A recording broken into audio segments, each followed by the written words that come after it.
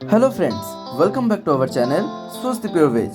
আজকে আমরা বানাতে চলেছি এমনই একটা রেসিপি যেখানে আপনারা দেখতে পাবেন আজকে আমরা বানাবো বেগুন পাতুরি। তো চলে এটি আপনারা বাড়িতে কিভাবে অতি সহজে তৈরি করবেন তা আজকের এই ভিডিওতে দেখে নেওয়া যাক।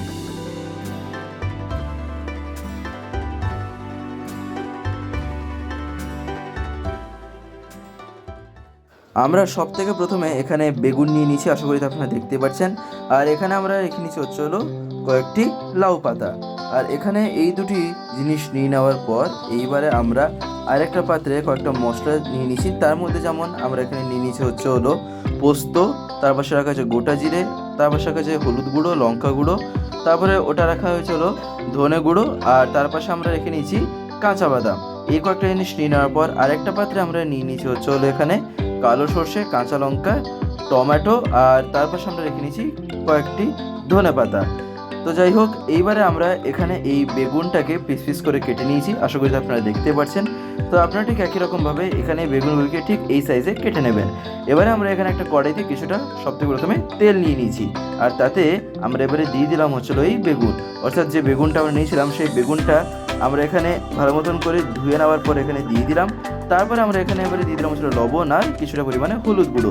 এই দুটি জিনিস দিয়ে দেওয়ার পর এইবারে আমরা এখানে একটা খুন্তি দিয়ে ভালো মতন করে একটুখানি নাড়িয়ে নেবো। অর্থাৎ যেমনভাবে আমরা জিনিসগুলি ফ্রাই করে থাকি বা সবজি ফ্রাই করে থাকি, ঠিক একই রকমভাবে এখানে আমরা বেগুনটাকে প্রথমে ফ্রাই করে নিচ্ছি, অর্থাৎ ভেজে নিচ্ছি।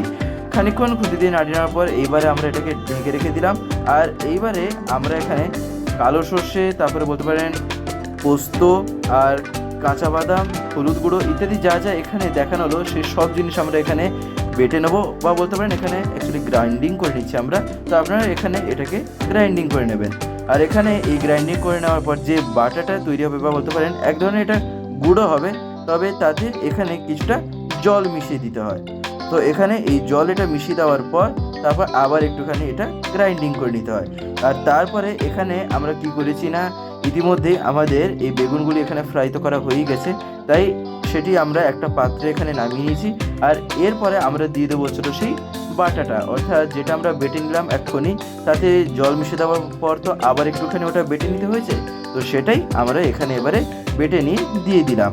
আর তা ভালো মতন করে দিয়ে দেওয়ার পর এখানে আমরা এটা একটুখানি মিক্স করে নেব। তো আপনারা ঠিক একই রকমভাবে এটা এখানে বলতে পারেন বেগুনটা নামিয়ে নেওয়ার পরে আর একটা কথা মাথায় রাখতে হবে, যেন বেগুনটা ভালো মতন করে ফ্রাই হয়ে থাকে, নাহলে কিন্তু এর টেস্টটা তেমন ভালো লাগবে না। তাই এখানে ফ্রাই হয়ে যাওয়ার পর এইবারে আমরা এখানে এই বাটাটা দিয়ে এটা এখানে একটুখানি মাখিয়ে নেব।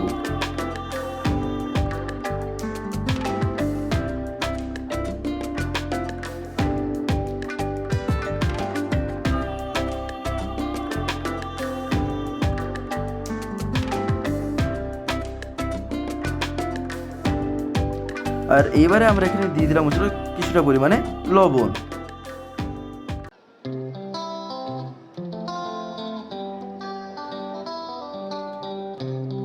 আর এবারে আমরা এখানে দিয়ে দেবো হচ্ছিল কিছুটা ধনেপাতা।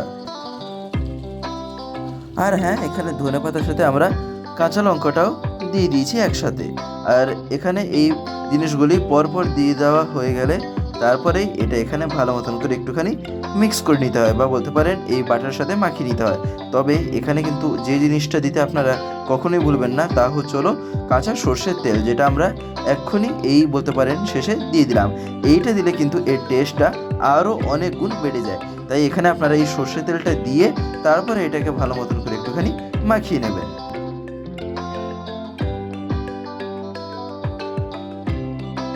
আশা করি আপনারা দেখতে পাচ্ছেন যে আমরা যেটা কেমনভাবে মাখিয়ে নিচ্ছি।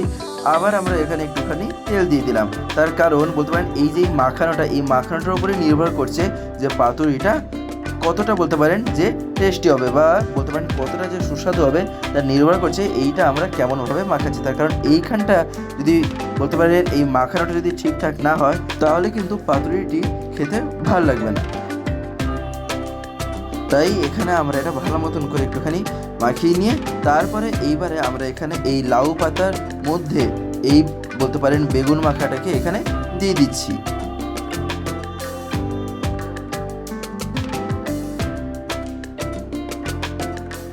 তো যাই হোক, আশা করি আপনারা দেখতে পাচ্ছেন যে এখানে আমরা বেগুনটা দিয়ে দেওয়ার পর যে এই লাউ পাতাটাকে কীভাবে যে চারিদিক দিয়ে বন্ধ করে দিলাম।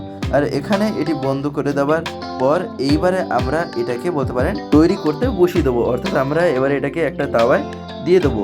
আর আপনারা দেখতে পাবেন যে এটা আমরা এখানে কিভাবে তৈরিও যে করছি। এখানে এটা ভালো মতন করে সবথেকে প্রথমে তো এটা চারিদিক দিয়ে বন্ধ করে দিতে হয়, তারপরে এখানে একটা তাওয়া নিয়ে নিতে হয়, তাতে এখানে প্রথমে কিছুটা তেল দিয়ে দিতে হয়। তো যাই হোক, এখানে তেল দিয়ে দেওয়ার পর এইবারে আমরা এই তাওয়াতে এটি দিয়ে দিলাম, অর্থাৎ পাতুরি তৈরি করার জন্য আমরা এবারে এই লাউ পাতার ভিতরে বেগুনটাকে যে আমরা দিয়েছিলাম সেটা আমরা এখানে তাওয়াতে দিয়ে দিলাম। আর এখানে তারপরে এটা দিয়ে দেওয়ার পর আমরা আরেকটাও আপনাদের তৈরি করে দেখিয়ে দিচ্ছি।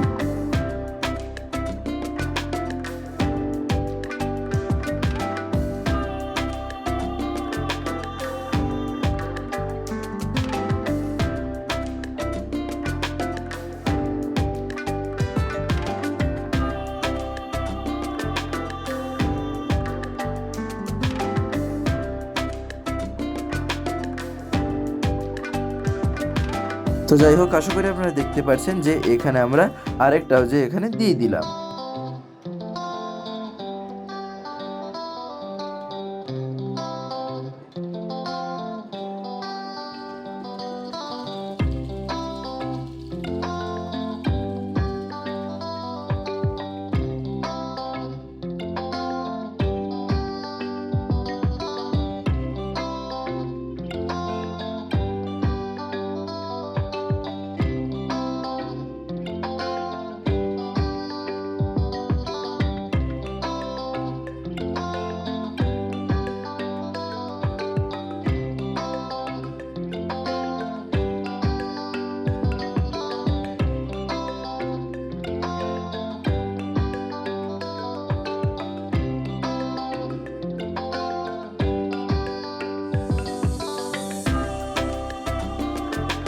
তো যাই হোক, আশা করি আপনারা দেখতেই পেলেন যে আমরা এখানে 2-3টে মতন তৈরি করে যে দিয়ে দিয়েছি। আর এইবারে আমরা এটা ঢেকে রেখে দেবো প্রায় এই 8-10 মিনিটের জন্য। তারপরে আমরা এখানে ঢাকনাটা তুলে নিয়ে এটাকে একটুখানি খুন্তি দিয়ে উল্টে দেবো।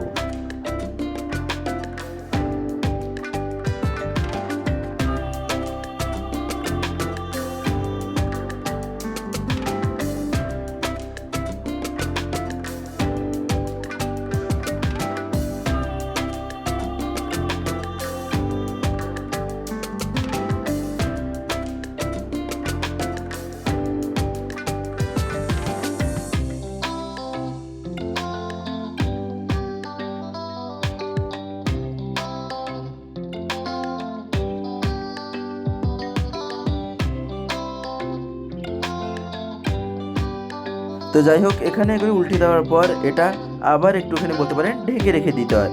আর তারপরে আবার এই 7-8 মিনিট পরে আমরা ঢাকনাটা তুলে নিয়ে এখানে বলতে পারেন এটা খুন্তি দিয়ে একটুখানি দেখে নিচ্ছি যে এটা কতটা কী যে হয়েছে বা হয়নি। তা এখানে এটা কিন্তু বোঝা যায় বলতে পারেন ঠিক এইরকম করেই, যেমনভাবে আমরা খুন্তি দিয়ে যে দেখছি এটা হয়েছে কি না। আর এখানে এটা এরকমভাবে দেখে নেওয়ার পর এইবারে ওপর থেকে খুন্তি দিয়ে একটুখানি বলতে পারেন চাপ দিয়ে দিতে হয়। আর তারপরে কি করতে হয় না, এটাকে একটা পাত্রে নামিয়ে নিতে হয়। তাই আপনারা এইরকমভাবে এই পাতুরিটা তৈরি করে নিয়ে একটা পাত্রে এবারে নামিয়ে নেবেন। আশা করি আপনারা দেখতে পারেন যে আজকের এই রেসিপি, অর্থাৎ যে বেগুন পাতুরি যে আমরা কীভাবে তৈরি করলাম, আশা করি আপনারা বুঝতেই পারলেন। আপনারাও বাড়িতে অতি অবশ্যই ট্রাই করে দেখবেন, আশা করি আপনাদেরও খুবই ভালো লাগবে। বিশেষ করে এটি কিন্তু পান্তা ভাতের সাথে খেতে দুর্দান্ত লেগে থাকে। তো যাই হোক, আজকের এই ভিডিওটা এবার আমি এখানেই শেষ করব। শেষ করার আগে আপনাদের কাছে একটি কথাই বলবো, যদি আজকের এই ভিডিওটা আপনাদের ভালো লেগে থাকে তাহলে একটি লাইক করে দেবেন, সবার ভিতরে শেয়ার করে দেবেন, কেমন লাগলেও নিচে একটি কমেন্ট লিখে জানাবেন। আর যদি চ্যানেলটিকে এখনো সাবস্ক্রাইব করে না থাকেন তাহলে অতি অবশ্যই চ্যানেলটিকে সাবস্ক্রাইব করে পাশের বেল আইকন প্রেস করে অল করে রাখতে একেবারেই ভুলবেন না, আরও এরকম বিভিন্ন নতুন এবং ইন্টারেস্টিং রেসিপিস সবার আগে পাওয়ার জন্য।